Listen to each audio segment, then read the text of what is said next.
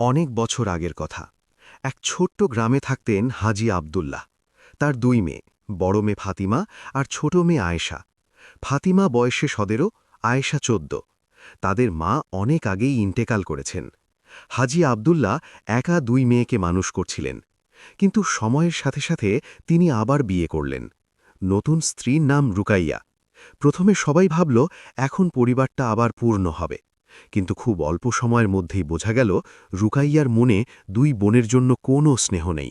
সে শুধু নিজের ছেলে মেয়ে চায় আর বাড়ির সব কিছু নিজের নিয়ন্ত্রণে রাখতে চায়। সৎ মায়ের অত্যাচার শুরু হল। রুকাইয়া ফাতিমা আর আয়েশাকে সকাল থেকে রাত পর্যন্ত বাড়ির সব কাজ করাত। ঘর মোছা, রান্না, কাপড় ধোয়া, বাগানের কাজ সব। নিজের মেয়েকে, যাকে পরে জন্ম দিল, আদর করে খাওয়াত, আর দুই বোনকে শুধু বাসি খাবার দিত। শীতের রাতে তাদের কম্বল দেয়া হতো না। একটু ভুল হলেই গালি, চড়থাপ্পড়। ফাতিমা অনেক সময় কাঁদতে কাঁদতে আয়েশাকে বলত, আয়েশা, আল্লাহ দেখছেন সব। আমরা যদি ধৈর্য ধরি, ইনশাল্লাহ একদিন এ অন্ধকার কেটে যাবে। আয়েশা ছোট হলেও বুঝত। সে বলত, আপু, আমি তোমার সাথে আছি। আমরা নামাজ পড়ব, দোয়া করব। আল্লাহ তো দোয়া ফিরিয়ে দেন না। ফাতিমার ধৈর্য ও তাকওয়া। ফাতিমা রাতে লুকিয়ে লুকিয়ে কোরআন পড়ত, তাহাজ্জুদের নামাজে কাঁদতে কাঁদতে দোয়া করত, ইয়া আল্লাহ, আমাদের মা নেই, বাবা অসুস্থ হয়ে পড়েছেন।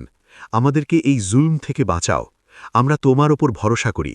আমাদের হৃদয়ে বিশ্বাস দাও যে তুমি সবচেয়ে ভালো পরিকল্পনাকারী। একদিন রুকাইয়া ফাতিমাকে বলল, তোকে আর এই বাড়িতে দরকার নেই। আমি তোর বিয়ে দিয়ে দিচ্ছি দূরের গ্রামের এক লোকের সাথে। সে খুব গরিব, কিন্তু তোর মতোই অভাগা। ফাতিমা কিছু না বলে মাথা নিচু করে রইল। কিন্তু রাতে সে আবার দোয়া করল, ইয়া রব, যদি এই বিয়েতে আমার কল্যাণ থাকে তাহলে হাসিল করাও, আর যদি না থাকে তুমি নিজেই আমাকে বাঁচাও। আয়েশার পরীক্ষা। ফাতিমা বিয়ে হয়ে চলে যাওয়ার পর রুকাইয়ার নজর পড়ল আয়েশার ওপর। সে আয়েশাকে আরও কষ্ট দিতে লাগল। একদিন আয়েশা খুব অসুস্থ হয়ে পড়ল। জ্বরে কাঁপছে, কিন্তু রুকাইয়া ওষুধ দিল না, খাবারও দিল না। আয়েশা বিছানায় শুয়ে কাঁদতে কাঁদতে বলল, ইয়া আল্লাহ, আমি তোমার কাছে আসছি। আমার আপুকে রক্ষা করো।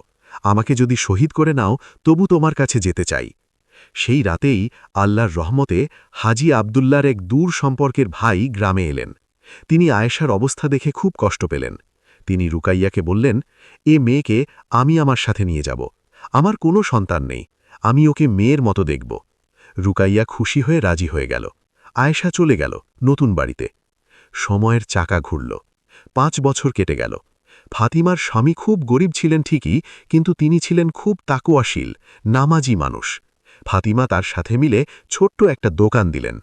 ফাতিমা ঘর সামলাত আর স্বামী দোকান চালাতেন। আল্লাহর বরকতে ধীরে ধীরে দোকান ভালো চলতে লাগল। তারা দুজন মিলে মসজিদে দান করতেন, এতিমদের সাহায্য করতেন। আর আয়েশা, তার নতুন বাবা খুব ধনী ছিলেন। তিনি আয়েশাকে লেখাপড়া শেখালেন, কুরআনের হিফজ করালেন। আয়েশা একজন হাফিজা হয়ে উঠল। পরে সে একটা মাদ্রাসায় শিক্ষকতা শুরু করল। আল্লাহর অদ্ভুত পরিকল্পনা প্রকাশ পেল একদিন। ফাতিমার স্বামীর ব্যবসা এত বড় হল যে তারা শহরে একটা বড় বাড়ি কিনলেন। সেই বাড়ির পাশেই একটা বড় মাদ্রাসা ছিল। ফাতিমা একদিন মাদ্রাসায় গেলেন কুরআন শেখানোর জন্য সাহায্য করতে। সেখানে সে দেখল তার ছোট বোন আয়েশা শিক্ষকতা করছে। দুই বোন পরস্পরকে জড়িয়ে ধরে কাঁদতে লাগল। অনেক বছর পর দেখা। আয়েশা বলল, আপু, আল্লাহ আমাদের পরীক্ষা নিয়েছিলেন, কিন্তু তিনি কখনো বান্দাকে হতাশ করেন না। ফাতিমা বলল, হ্যাঁ আয়েশা, যে ধৈর্য ধরে আল্লাহর ওপর ভরসা রাখে তার জন্য আল্লাহ সুন্দর সুন্দর দরজা খুলে দেন। শেষের দিকে রুকাইয়ার ছেলেমেয়েরা বড় হয়ে অনেক খারাপ পথে গেল। রুকাইয়া নিজেও অসুস্থ হয়ে পড়ল, কিন্তু ফাতিমা আর আয়েশা তাদের কোনো ক্ষতি করল না। তারা দুজন মিলে রুকাইয়ার দেখাশোনা করল। শেষ জীবনে রুকাইয়া তওবা করল এবং দুই বোনের কাছে ক্ষমা চাইল। শিক্ষা।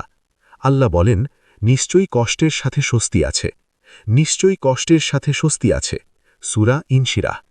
ধৈর্য, নামাজ, দোয়া ও তাকওয়া, এগুলোই মানুষের সবচেয়ে বড় সম্বল।